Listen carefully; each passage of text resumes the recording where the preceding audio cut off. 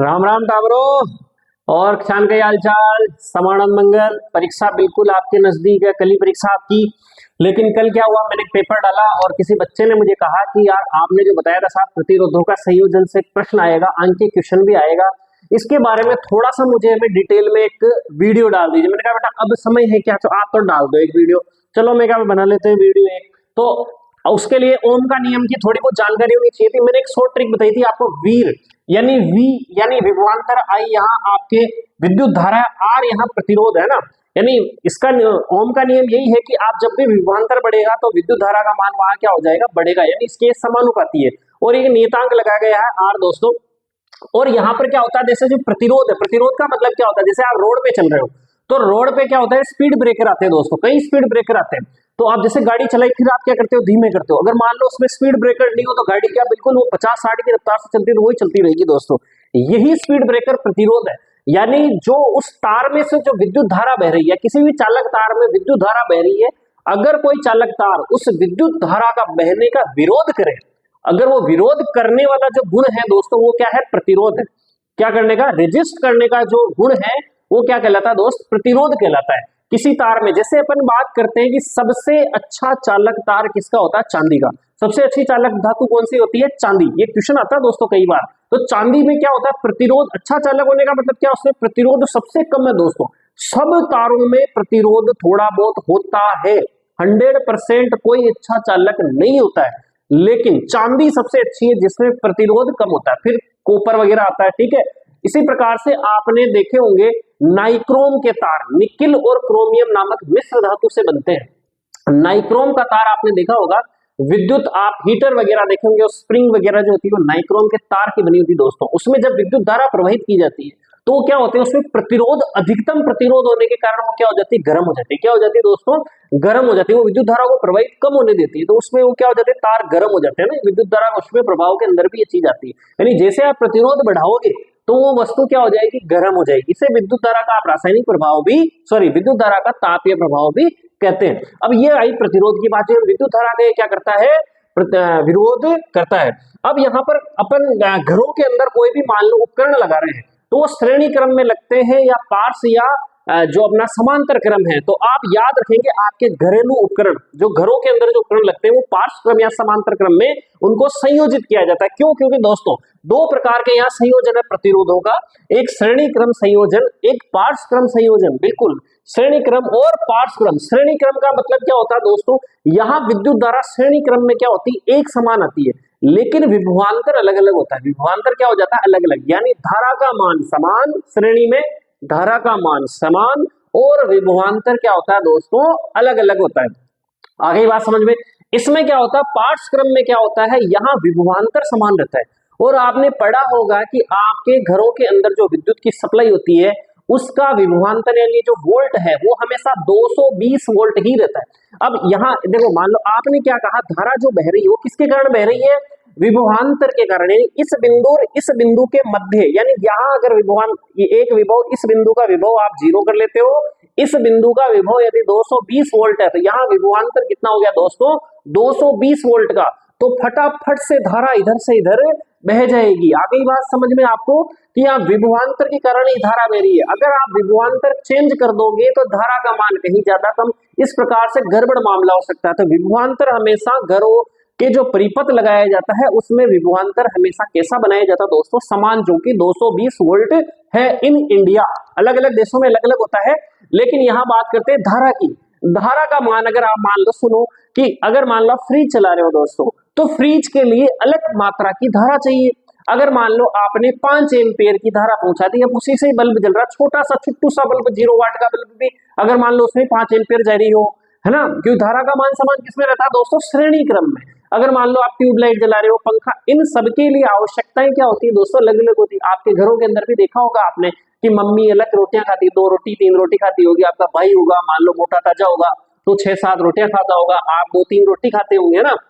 इस प्रकार से हर व्यक्ति की भूख अलग होती है, इसलिए पंखे का अलग प्रकार से विद्युत धारा चाहिए, फ्रिज को अलग चाहिए, टीवी को अलग चाहिए, मोबाइल को अलग चाहिए। अगर सभी के अंदर अगर 5 एम्पियर 10 एम्पियर जो भी विद्युत धारा अगर जा रही है, 15 एम्पियर जा रही है, तो वो कोई तो उससे जल जाएगा उपकरण, कोई ज्यादा धारा बह गई तो, या फिर कोई उपकरण उससे चलेगा ही नहीं क्योंकि उसको जितनी धारा चाहिए उतनी धारा उसको मिली नहीं। यानी अपने घरों के अंदर जो परिपथ होगा उसके अंदर विद्युत धारा तो सबके लिए अपने को अलग अलग चाहिए। आ गई बात समझ? बिल्कुल सर।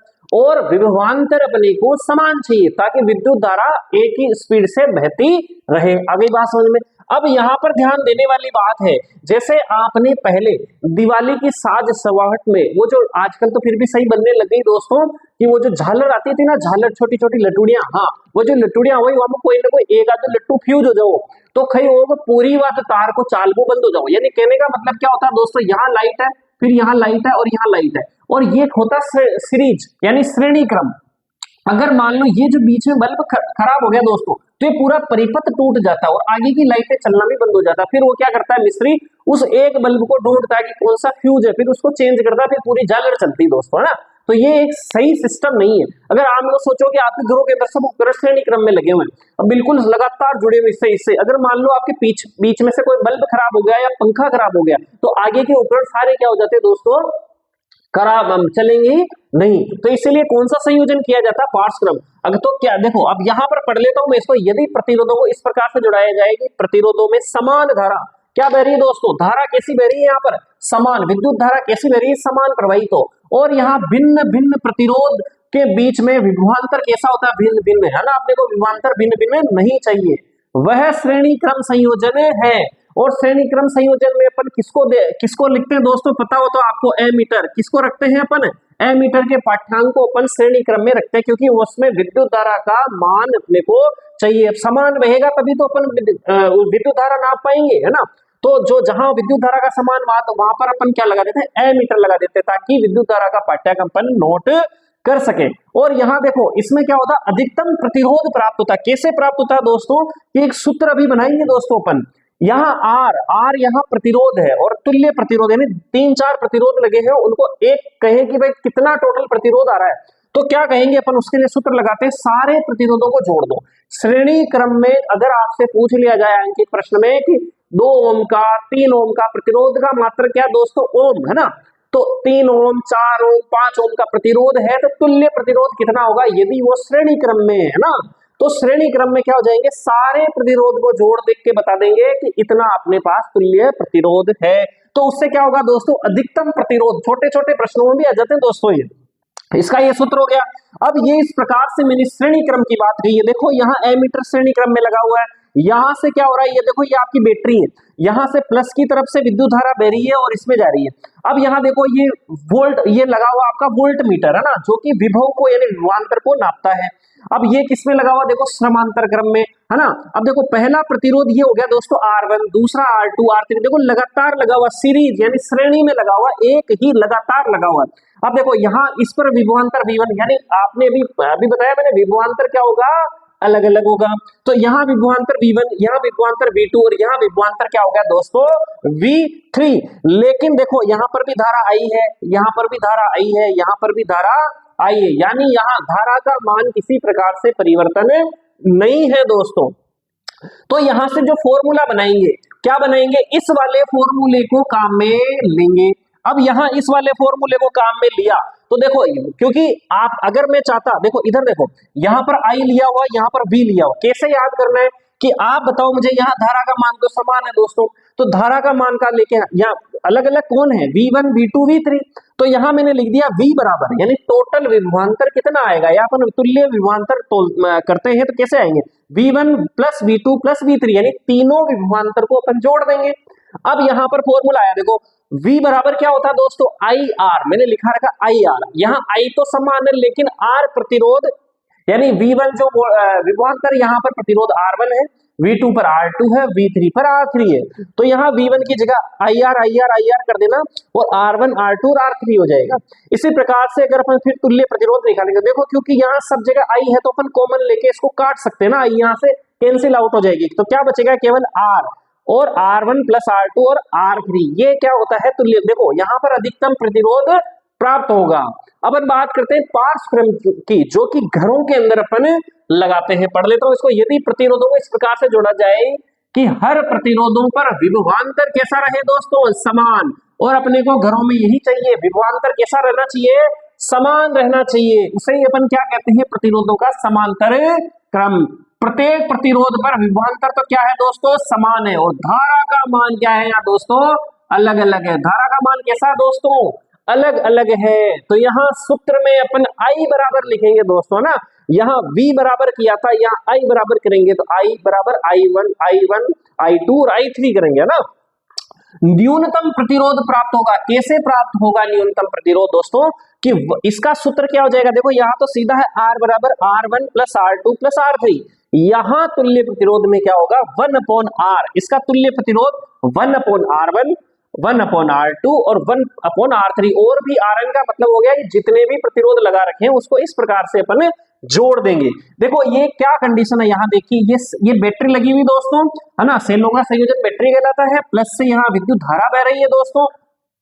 अब यहाँ जो विद्युत धारा बही, देखो एक पॉइंट ये हुआ और दूसरा पॉइंट ये हुआ दोस्तों, है ना, और दो पॉइंटों के बीच में यहाँ विभवांतर लगा हुआ है, और यहाँ प्रतिरोध देखो, तीनों प्रतिरोधों का सिरा इस बिंदु पर भी अलग है और इस बिंदु पर, सॉरी, इस बिंदु पर भी समान है, इस बिंदु पर भी समान है। यहाँ गौर करिए आप, यहाँ पर प्रतिरोध जुड़े हुए, पहला प्रतिरोध दूसरे प्रतिरोध के प्रथम सिरा और पहला प्रतिरोध का अंतिम सिरा, इसी प्रकार से कौन जुड़ा हुआ आगे, दूसरे प्रतिरोध का अंतिम सिरा और तीसरे प्रतिरोध का प्रारंभिक सिरा, यानी लगातार जुड़ा हुआ है। यहाँ सबके प्रारंभिक सिरे एक साथ है और अंतिम सिरे एक साथ है। आ गई बात समझ में।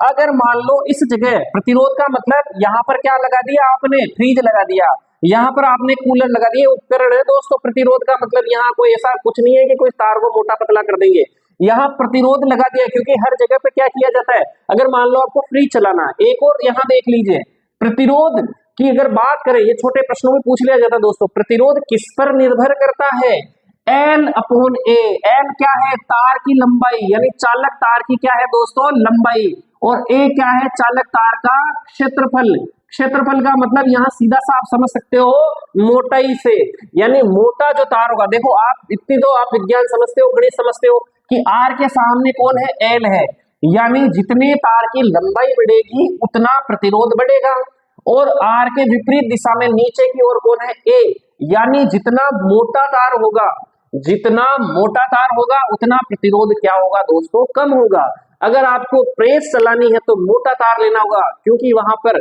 विद्युत धारा का मान अधिक आवश्यक है। फ्रीज है, मोटा तार लेना होगा, वो प्रतिरोध वही है दोस्तों।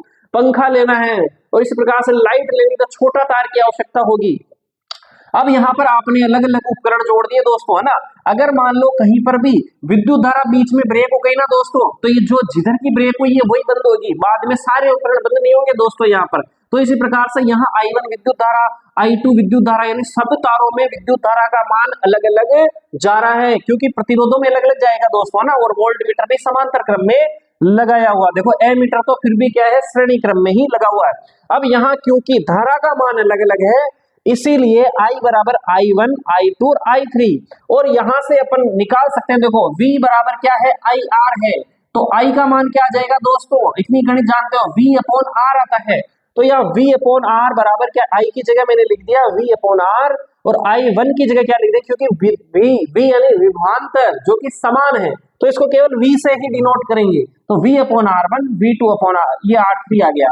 यहां से V समान है तो कैंसिल आउट हो जाएगा दोस्तों, तो क्या बचा, 1/R 1/R1 प्लस, इस प्रकार से तीनों को अपन क्या कर देंगे, प्लस कर देंगे, और जो मान आएगा दोस्तों वो आएगा 1/R का, फिर उनको अपन क्या कर देंगे, पलट देंगे। तो पलट देंगे तो मान जैसे कि 1/R1 अगर आपके पास में आ गया है 1/5, तो ये क्या होगा दोस्तों, 1/R का मान है, तो यहाँ R का मान R/1 करेंगे ना दोस्तों, तो नीचे एक और नहीं हो, कोई दिक्कत नहीं है ना, तो R बराबर, तो इसको भी पलट देंगे तो क्या आ जाएगा 5/1, सॉरी 5/1, तो 1 में 5 का भाग देंगे तो क्या आ जाएगा, 5 आ जाएगा। इस प्रकार से ये मान अपन निकाल लेंगे। एक बार इसका स्क्रीनशॉट ले लो दोस्तों, फिर इससे संबंधित अपन जो न्यूमेरिकल्स आते हैं, एक दो न्यूमेरिकल्स पे अपन डिस्कस कर लेते हैं फटाफट से। स्क्रीनशॉट ले लो आप इसका।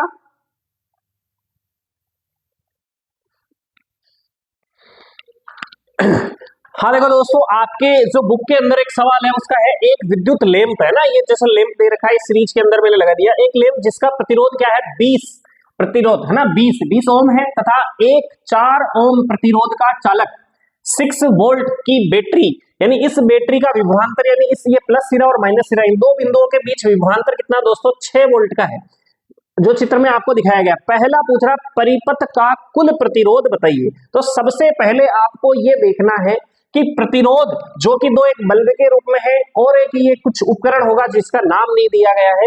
यहाँ पर ये जो प्रतिरोध है ये पूछ रहा कुल प्रतिरोध, तो इसमें देखना है कि श्रेणी क्रम में है या पार्श्व क्रम में। तो आप बता सकते हैं कि सीरीज यानी श्रेणी क्रम में। श्रेणी क्रम में सूत्र आपका क्या लगता है कि R जो तुल्य प्रतिरोध है वो क्या होगा R1 प्लस R2।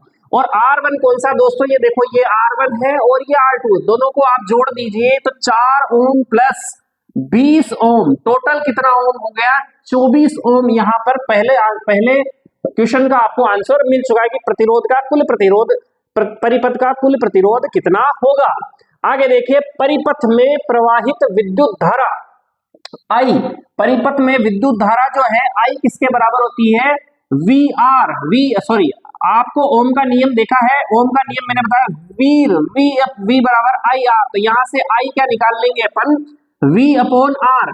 तो V वोल्ट का मान कितना है दोस्तों, यहां दे रखा है 6 और R प्रतिरोध अभी आपने निकाला है 24। तो यहाँ तो इसको सरल कर लीजिए, 6 एकम 6 और 6 चौक 24 और 1 में 4 का भाग देंगे तो क्या हो जाएगा 0.25, क्योंकि विभवांतर अपन I ज्ञात कर रहे हैं, विद्युत धारा अपन ज्ञात कर रहे हैं, तो I का मान यहाँ कितना आया 0.25।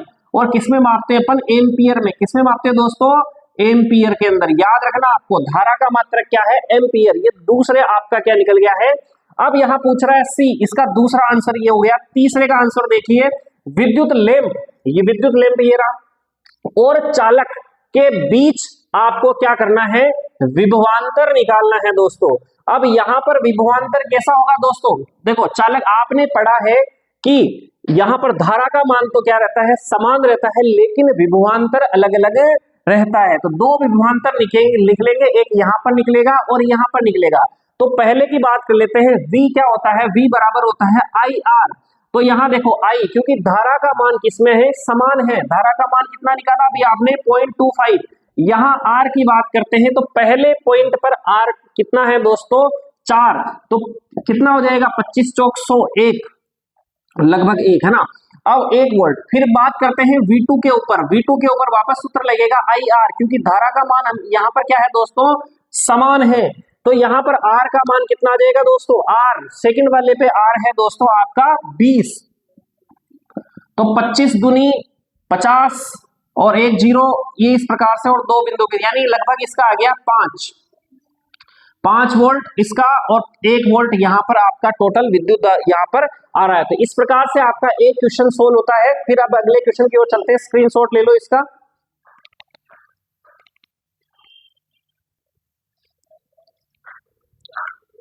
देखो दोस्तों अगला जो क्वेश्चन आपका दे रखा है वहां प्रतिरोध दे रखा है, 3 प्रतिरोध दे रखे हैं R1 R2 R3, 5 ओम 10 ओम और 30 ओम, और इसका विभवांतर क्या दे रखा दोस्तों 12 वोल्ट जो बैटरी लगी हुई है।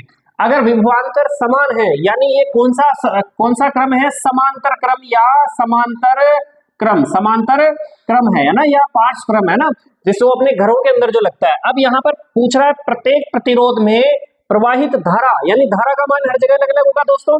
अब यहाँ पर अपन ने फॉर्मूला निकाल लिया I बराबर V अपॉन R। तो यहाँ कैलकुलेट कर लेते हैं कि पहले वाले प्रतिरोध पर बात कर रहा हूँ, पहला प्रतिरोध है, यहाँ पर अपन बात कर लेते हैं I का मान। तो I बराबर देखो V का मान हमेशा समान रहेगा और V कितना है दोस्तों आपका 12 वोल्ट 12, ठीक है। तो I की बात कर लेते हैं I1 कितना आ जाएगा V अपॉन R1, V का मान कितना है दोस्तों अभी देखा आपने 12, और इसके बाद में R1 का मान कितना दे रखा है 5, तो इसमें भाग दे दीजिए 5 दूनी 10, 2 बचे बिंदु लगाया 5 चौक 20, ठीक है 20। अब ये क्या निकला I, तो एम्पियर। सेकंड पे बात करते हैं I2 निकाल लीजिए वापस V अपॉन R2, V क्योंकि विभवांतर का मान हमेशा समान रहेगा 12 और R2 कितना दोस्तों आपके 10, तो यहां से क्या निकल जाएगा 1.2 यहां पर एम्पियर निकल जाएगा। अब इसी प्रकार से आप I3 निकाल लीजिए दोस्तों, वही V अपॉन R3, V मान समान है जो कि 12 वोल्ट आपके दे रखा है, और इसमें भाग दे देंगे अपन 30 का, ठीक है, 2 से भाग कर लेंगे, 2 छक्की 12 और 2 से कर लेंगे इसको 15। तो आगे से इसको 3 से और काट देंगे, 3 दूनी 6 और 3 पंजे 15। तो आगे भाग दे सकते हैं इसका दोस्तों। इसके अलावा क्या होता है आपका यहाँ पर परिपथ में प्रवाहित कुल धारा, चल निकालना पड़ेगा, चलो ठीक है। यहाँ पर भाग दीजिए, देखो दशमलव लगाया, 20 हो गए, 5 चौक 20, तो 4 एम्पियर की धारा यहाँ निकल के आई। तो पूछ रहा है कुल विद्युत धारा आपको निकालनी है, तो कुल I बराबर क्या हो जाएगा, I1 plus I2 plus I3। यहाँ पर I1 कितना निकाला आपने 2.4 प्लस I2 कितना निकाला 1.2 प्लस इसी प्रकार से आपका I3 कितना निकाला 0.4। सबको जोड़ दीजिए दोस्तों, 2 और 1 3, 3 और 4 2 6, 6 4 10, तो 3 और 1 4 वोल्ट हो गया दोस्तों, टोटल 4 एम्पियर। 4 एम्पियर की यहाँ पर धारा बह रही है। कुल प्रतिरोध निकालने का, क्योंकि ये समांतर क्रम है और आप जानते हो समांतर क्रम में क्या होता है 1/R बराबर 1/R1 1/R1 1/R2 plus 1/R3। तीनों को आप क्या कर दीजिए, जोड़ दीजिए। तो यहाँ पर आपका प्रतिरोध बिल्कुल दे रखा 1/5 प्लस 1/10 प्लस 1/30, तीनों को जोड़ दीजिए। एलसीएम कितना आएगा दोस्तों, 30 एलसीएम ले लेते हैं, एलसीएम निकालना आता ही है। 5 का भाग 5 6 30 प्लस 10 तिया 30 और 30 एकम 30 6 3 और 1 10, 10/30 आपके क्या आया दोस्तों 1/R का मान। अभी मैंने आपको बताया था कि 1/R का मान है, तो R का मान कितना हो जाएगा दोस्तों, उसको पलट दीजिए, 10/30 को आप पलट दीजिए, 30/10 हो जाएगा। कितना आ जाएगा, कितना आ जाएगा दोस्त, 3 बार कट गया, तो 3 ओम इसका क्या आ गया, तुल्य प्रतिरोध। अपन ने बात की थी समांतर क्रम में प्रतिरोध का मान जो होगा वो अपने को न्यूनतम मिलेगा। देखो यही 5, ये 10 और ये 30 है, तीनों का मिला के अगर श्रेणी क्रम होता दोस्तों, तीनों को जोड़ दे 30 10 40 और 45 हो जाता, लेकिन ये समांतर क्रम होने से प्रतिरोध कम से कम आया, देखो 3 ओम का अपने पास क्या आया है प्रतिरोध, तीनों ही प्रतिरोध से कम मान यहाँ पर अपने को प्राप्त हुआ। इस प्रकार से आपके एग्जाम में प्रतिरोधों के संयोजन से कोई भी प्रश्न आए अब आपका गलत नहीं होना चाहिए। तो दोस्तों तक इस वीडियो को अधिक तक पहुंचाएं, लाइक शेयर सब्सक्राइब करें। ओके, जय सिया राम।